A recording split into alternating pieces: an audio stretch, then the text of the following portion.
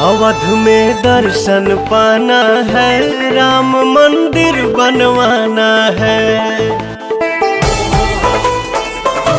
अवध में दर्शन पाना है, राम मंदिर बनवाना है। मुकुट बनाना है, लाल मोती जड़वाना है।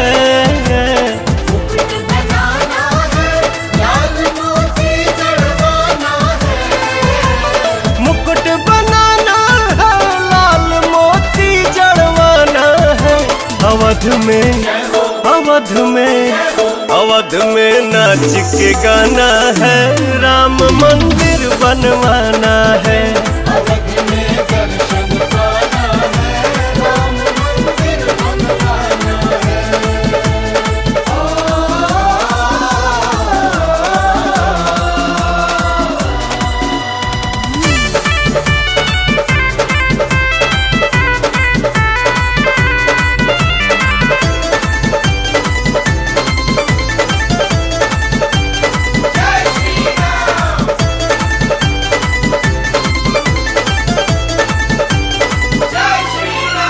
राम राज्य का सारा सुख कलयुग में लाना है। हाँ, राम राज्य का सारा सुख कलयुग में लाना है। हिंद के कोना कोना में भगवा लहराना है। अवध में कीर्तन गाना है, राम मंदिर बनवाना है।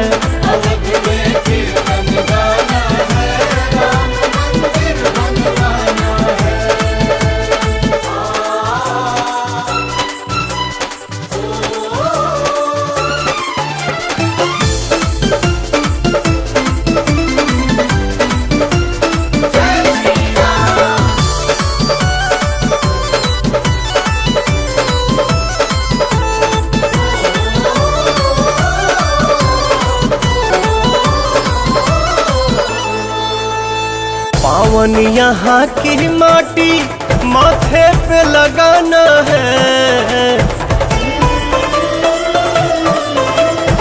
पावन यहाँ की माटी माथे पे लगाना है। सोए सारे जन्म जन्म के भाग्य जगाना है। अवध में धुनी रमाना है, राम मंदिर बनवाना है।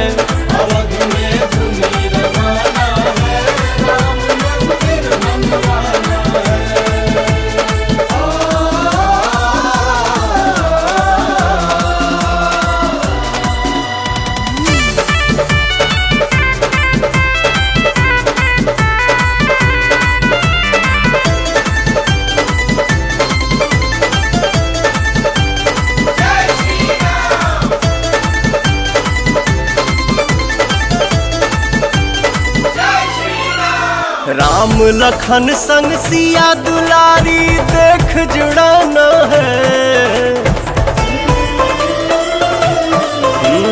राम लखन संग सिया दुलारी देख जुड़ाना है।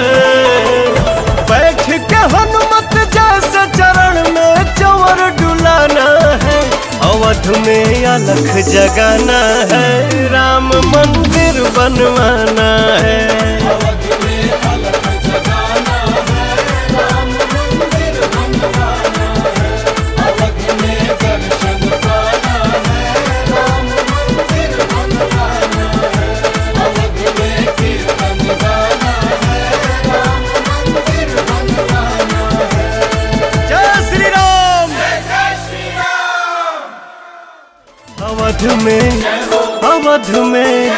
अवध में नाच के गाना है, राम मंदिर बनवाना है।